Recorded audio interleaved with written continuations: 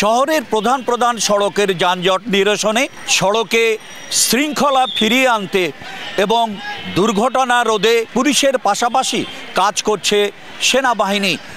আজ সারাদিন নীলফামারীর ইপিজেড এলাকায় এবং সৈয়দপুরের পাঁচমাথা মোড়ে পুলিশের পাশাপাশি কাজ করছে সেনাবাহিনী।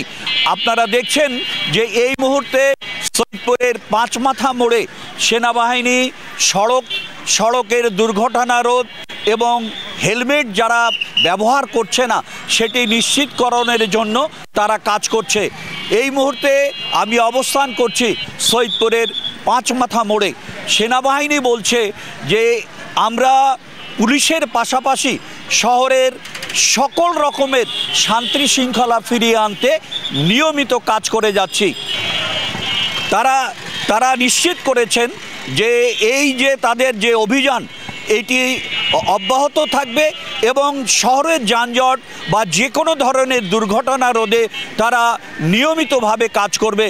এই ছিল আমার কাছে নীলফামারীর সৈয়দপুর থেকে সর্বশেষ।